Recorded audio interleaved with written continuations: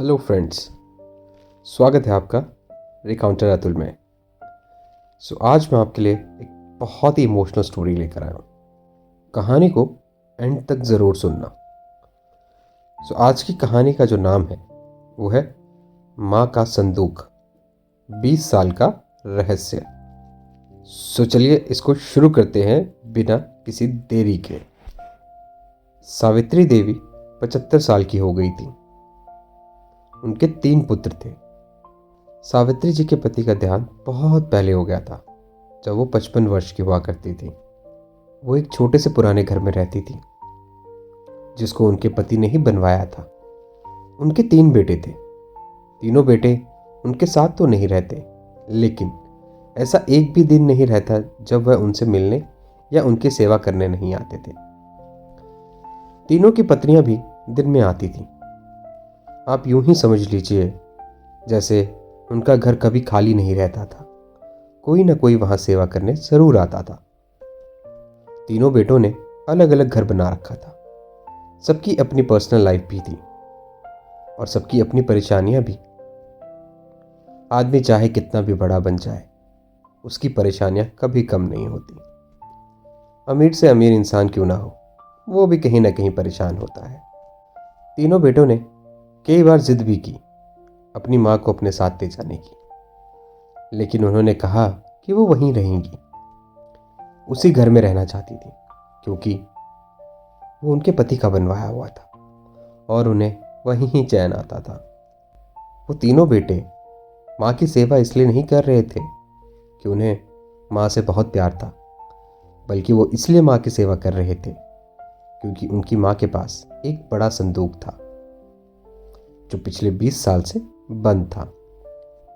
एक बड़ी लकड़ी का संदूक जिस पर ताला लगा हुआ था। इस संदूक के अंदर क्या था और कितना था, ये तीनों बेटों को कुछ पता नहीं था, और ना ही इनकी पत्नियों को। वो बस ये सोचते थे कि शायद उनके पिता मरते वक्त उस संदूक में बहुत सारा सोना छोड़ गए होंगे। इसलिए वो माँ की सेवा करते थे, ताकि माँ एक ना एक दिन वो संदूक उनको सौंप देगी। इसलिए इन सभी ने अपने अपने अनुमान लगा रखे थे। सावित्री जी उस संदूक को छोड़कर कभी नहीं जाती। कभी जाती भी थी तो अपने कमरे में बड़ा सा ताला लगाकर जाती थी, और फिर थोड़ी ही देर में वापस भी आ जाती थी। तीनों बेटे और उनकी पत्नियां भी उस संदूक पर नजर जमा के रखते थे। सबने उसे खोलने की अपनी अपनी कोशिश भी कर ली थी। माँ के सामने तो कोई संदूक को हाथ नहीं लगाता था, लेकिन जब माँ सो जाती थी तो वो सब कोशिश जरूर करते थे। वो बार बार कोशिश करते माँ को अपने घर बुलाने की, ताकि माँ वो संदूक वहीं छोड़कर उनके घर की तरफ निकल जाए और वो पीछे से उस संदूक को खोलकर वो जो भी सामान उसके अंदर है उसे वो ले लें। लेकिन तीनों बेटों की आपस में नहीं बनती थी, इसलिए कोई भी बेटा अकेला उस घर में जा नहीं पाता था, क्योंकि दूसरे की नज़र उस घर पे ही रहती थी। इसी वजह से सभी माँ को माँ जी करके ही बुलाया करते थे, चाहे वो उनकी पत्नियां हो चाहे वो खुद हो। लेकिन सावित्री जी भी भली भांति अपने बेटों को समझती थी। वो जानती थी उनकी सेवा उनके संदूक के कारण ही हो रही थी। उन्हें पता था जिस दिन यह संदूक उनके हाथ आया, वो अपनी माँ को दोबारा कभी पूछेंगे भी नहीं। तीनों भाई और उनकी पत्नियां ये बातें करते थे कि माँ के पास ना सिर्फ उनका सोना है, बल्कि उनकी सास का भी सोना उसी संदूक में है। इसलिए माँ इस संदूक की इतनी हिफाजत करती है। सभी अपनी अपनी कहानियां बनाकर बैठे थे कि उन्होंने संदूक को एक बार उठा के देखा था। वो बहुत ही भारी था। माँ के कमरे में इन बहुओं ने कई बार सफाई करते हुए उस संदूक को खोलने की कोशिश की, लेकिन सावित्री जी हर बार उन्हें टोक देती थी और कहती थी कि इस संदूक से दूर रहो। समय आने पर इस संदूक में क्या है तुम सबको अपने आप पता चल जाएगा। आखिर माँ की बात कौन टालता। बस उस समय के इंतज़ार में तीनों बेटे और बहुएं माँ का अच्छा बेटा और बहू बनने की कोशिश करते रहते। रात में कोई ना कोई माँ के घर में ज़रूर रुकता, लेकिन माँ जी उसे अपने कमरे में सोने नहीं देती। इस तरह सावित्री जी ने इस संदूक को 20 साल तक उनसे दूर ही रखा। एक दिन सावित्री जी की तबीयत खराब हो गई। अक्सर जब तबीयत बिगड़ा करती थी, उनके बेटे उन्हें अस्पताल ले जाते थे, लेकिन उसके लिए भी वो राजी नहीं होती थी। वो कहती थी कि डॉक्टर को यहीं बुला लो। उनके बेटे वैसा ही करते थे। इस बार जब उनकी तबीयत ज़्यादा ही खराब हुई तो डॉक्टर ने कहा कि उन्हें हॉस्पिटल में एडमिट करना ही पड़ेगा, वरना उनकी हालत और भी खराब हो सकती है। और फिर उम्र भी बढ़ती जा रही थी। आखिर कब तक यह शरीर साथ देगा? डॉक्टर के यह जवाब देने के बाद ही तीनों भाई दुख से ज़्यादा उत्साहित दिखाई दिए।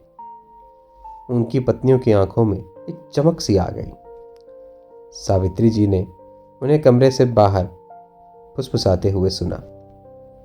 तीनों इस बात पर चर्चा कर रहे थे कि माँ के जाने के बाद संदूक में जो भी होगा तीनों आपस में बराबर बांट लेंगे।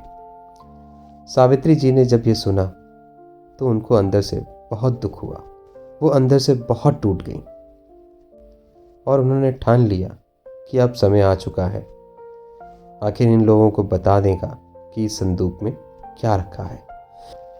उन्होंने आवाज़ लगाकर अपने तीनों बेटे और बहुओं को अंदर बुलाया। सबने आते ही माँ को हॉस्पिटल ले जाने की बात की और सबने उनको कहा कि आप वहाँ जाकर बिल्कुल ठीक हो जाएंगी। माँ ने कहा कि पहले वो जान ले जिसके लिए तुम ये सब इतने सालों से यहाँ के चक्कर लगा रहे हो, उस चीज़ का तुम्हें पता तो चल जाए, उसके बाद तुम सबकी अपनी मर्जी।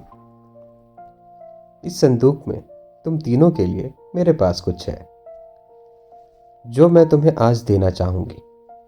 माँ ने अपने तकिए के नीचे से एक चाबी निकाली और धीरे से खड़ी होकर संदूक को खोलना शुरू किया। वहां खड़े सभी बेटे और बहुओं की धड़कन तेज हो गई थी। आज उनके बरसों का इंतजार जो खत्म हो रहा था। माँ ने संदूक खोला। 3 अलग अलग कपड़ों में लपेटकर कुछ रखा हुआ था। सबकी आंखें बड़े आश्चर्य से उस संदूक को देख रही थीं। माँ ने कपड़े में लपेटे हुए सामान को उठाने को कहा। तीनों बेटों ने एक एक सामान उठा लिया और उसे खोलना शुरू कर दिया। कपड़ा खुलते ही कमरे में मौजूद हर इंसान का मुंह फटा का फटा रह गया। उन कपड़ों में से निकला एक भारी पत्थर। तीनों के हाथों में एक एक पत्थर था। यह क्या है माँ? इतने दिनों से तुमने इस पत्थर को क्यों संभाल के रखा हुआ था और हमें क्यों बेवकूफ़ बनाती रही? हमने सोचा तुमने गहने संभाल के रखे होंगे। माँ ने कहा, मैंने तुम्हें कब बेवकूफ़ बनाया? और गहने तो बहुत थे, लेकिन कब किसने कितने बेचे मैंने इसका हिसाब नहीं रखा। जब तुम्हारे पिता आखिरी समय में थे तब हमारे पास कुछ नहीं था। तुम तीनों ने शादी के बाद ऐसा मुंह फेरा, क्या तुम्हें पता है कि किस अभाव में उनका अंतिम समय गुजरा? पर उस समय भी उन्होंने तुम्हें कुछ नहीं कहा और उन्होंने उस समय भी मेरा सोचा। उन्हें पता था कि उनके जाने के बाद उनके बेटे मेरे साथ कभी भी यहाँ नहीं रुकेंगे, इसलिए उन्होंने मेरे लिए इस संदूक का उपाय खोजा। देखो कितना साहसी उपाय दिया था।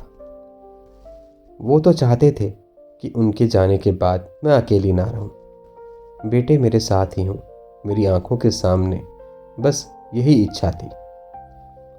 अब मैं शायद ज़्यादा ना रहूं, इसलिए मैंने सोचा तुम्हें सच बता दूं। सभी बेटे और बहू कमरे में बड़बड़ाते हुए गुस्से से निकले। करीब 1 घंटे तक माँ के कमरे के बाहर ही सब एक दूसरे पर अपना गुस्सा निकाल रहे थे। बहस हो रही थी कि अब माँ को अस्पताल कौन ले जाएगा और कौन उनका खर्चा उठाएगा। माँ अपने बिस्तर पर लेटी हुई सब सुन रही थी और अचानक से उन्हें दिल का दौरा पड़ गया। और उन्होंने अपने प्राण वहीं त्याग दिए। यह संदूक का रहस्य जैसे ही उन्होंने खोला, उनके प्राण भी उसी के साथ चले गए। सो दोस्तों, ये कहानी यहीं ख़त्म होती है। होप आपको अच्छी लगी हो। अगर अच्छी लगी हो तो प्लीज़ कहानी को लाइक ज़रूर कीजिएगा और शेयर ज़रूर कीजिएगा। और हाँ, चैनल को सब्सक्राइब करना मत भूलिएगा। मैं आपके लिए लेता आऊँगा एक और नई कहानी। सो मिलते हैं अगली कहानी में। तब तक के लिए शुभ रात्रि।